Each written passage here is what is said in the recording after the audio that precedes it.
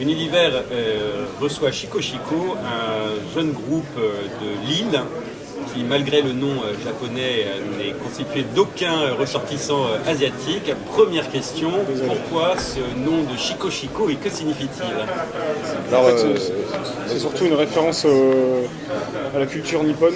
On est vraiment fan de la culture nippone, que ce soit la musique, le cinéma, les mangas, les jeux vidéo. C'est et puis surtout la mythologie aussi, qui est basée sur les esprits, et surtout la musique aussi. La musique traditionnelle japonaise est vraiment très importante. En tout cas pour ma part, vu que je suis batteur, tout ce qui est ensemble de taiko,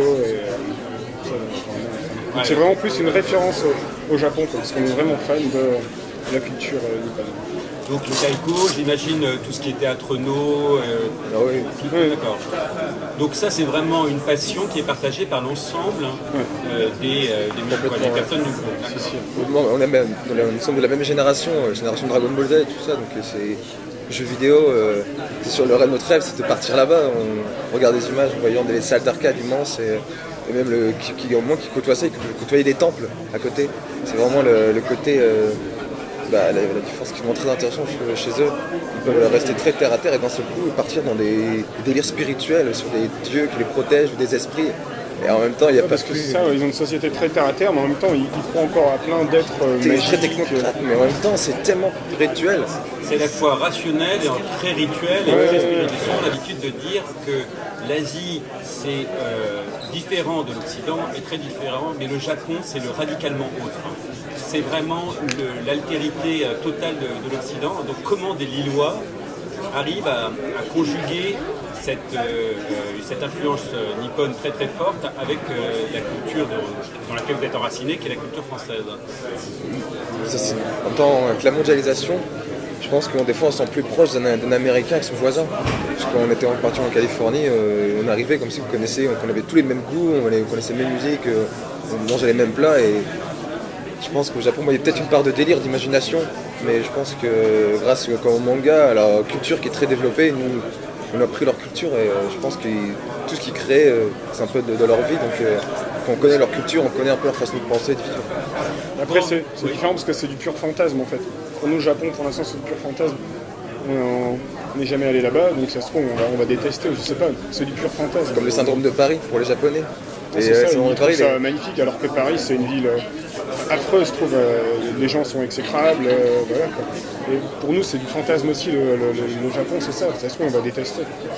Pour en venir à votre production artistique, on peut dire rapidement qu'il y a des accents de cyberpunk noisy, avec des accents spirituels, notamment tribaux. Pouvez-vous nous dire, d'une part, quelle est votre structure de valeur personnelle, individuelle, et dans quelle mesure une dimension spirituelle vous habite, et dans un deuxième temps, comment elle se traduit à travers votre production artistique?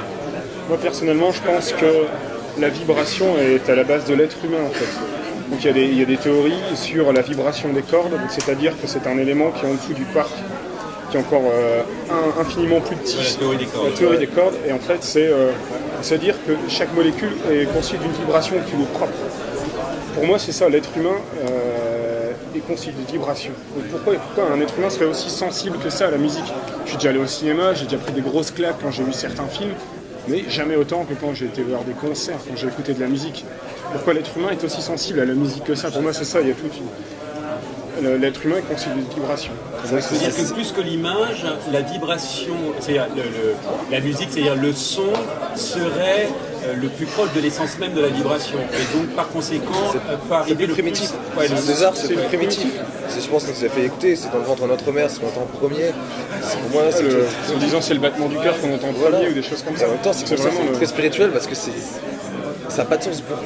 Pourquoi l'être humain est aussi sensible à la musique?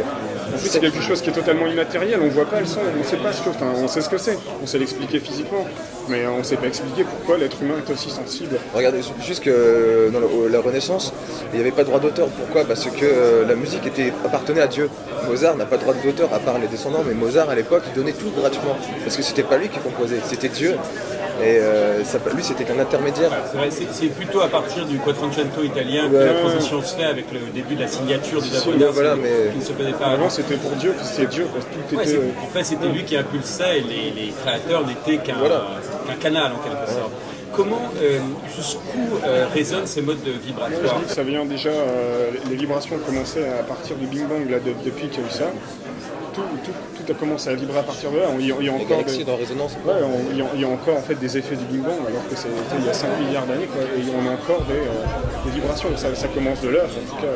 Moi j'explique ça de là, c'est que c'est une explosion, donc il y a encore des vibrations. Il y a des bonnes vibrations, des mauvaises vibrations, des good vibrations. Ouais. Non mais après c'est la question, parce qu'à partir du moment où on donne vraiment une importance à la vibration, on peut en conclure qu'elle peut être nocive. Qu'est-ce qu'est une bonne vibration et qu'est-ce qu'elle doit provoquer chez la personne qui la reçoit, notamment les gens qui écoutent cette musique? On a tout ça, quand on entend une musique qu'on aime, c'est le petit truc.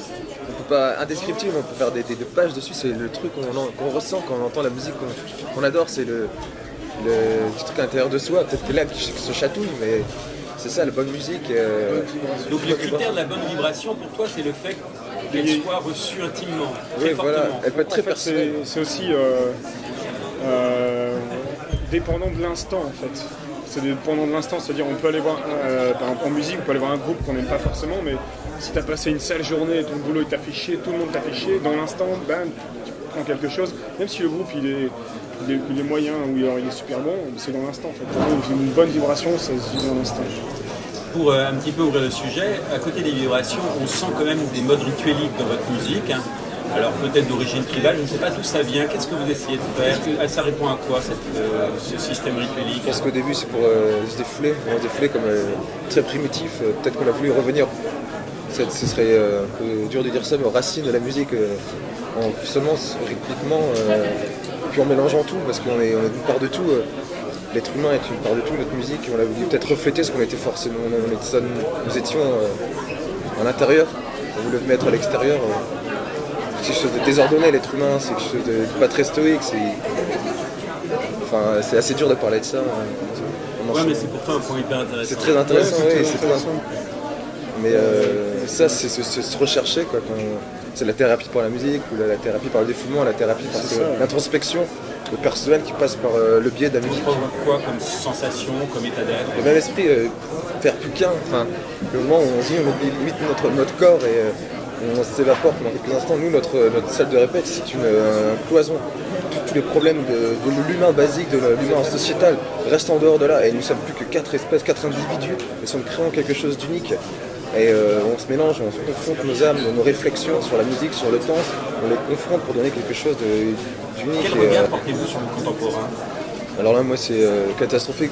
Je vous l'ai dit tout à l'heure, c'est le fait d'avoir notre société a voulu tout à un moment donné, la mort de Dieu. Enfin, comme Nietzsche disait, c'est la mort de Dieu. Tout moderniser, tout rendre dépayable, Tout est échangeable. tout est échangeable. Voilà, on a laissé tomber ce côté spirituel pour dire on va se libérer de la religion, parce que c'est la religion qui a pas parti prise. Et les personnes ont fait une trop mauvaise chose de cette religion. Alors laisser tomber le côté spirituel, je pense que c'est très mauvais pour faire avancer. Parce que les gens, la religion permettait de se faire des autopsychanalystes, de se défouler, se dire de penser à ce qu'on a fait de mal ou de bien. Maintenant, on sait qu'il n'y a plus rien derrière, qu'il n'y a plus rien. Moi, je suis contre vraiment le fait le côté religieux, de dire qu'on est péché originel. Ça, je déteste faire ça, de forcer les gens à confesser qu'ils n'ont rien fait.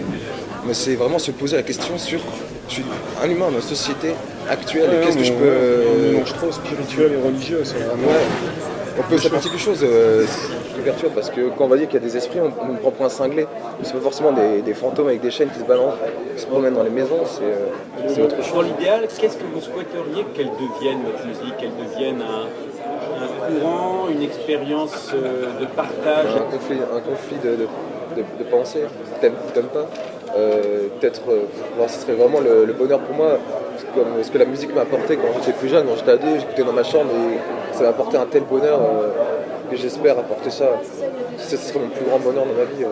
Quelqu'un me dise, mais quand j'écoute la musique, c'est... La musique pour moi, ça permet de rassembler les gens en fait. On évite à tout prix que les gens se rassemblent, parce que quand les gens se rassemblent, ils pensent et ils se mettent à avoir des idées un peu controverses par rapport à la pensée générale ou alors à la pensée des politiques. La musique, ça permet, on se retrouve dans une salle, on est confiné et on échange des idées avec des gens. Et ça, c'est super intéressant, ça permet de faire évoluer plein de choses. En tout cas, Là, c'est la parole de l'âme. Quand les gens se confondent, comme je disais tout à l'heure, quand les gens, on est ensemble dans la salle, c'est les âmes qui parlent entre elles, c'est plus les corps, il y a plus rien de physique, on se touche pas, c'est juste des esprits, des idées qui sont ronds et qui forment quelque chose encore spirituel, mais quelque chose de physique.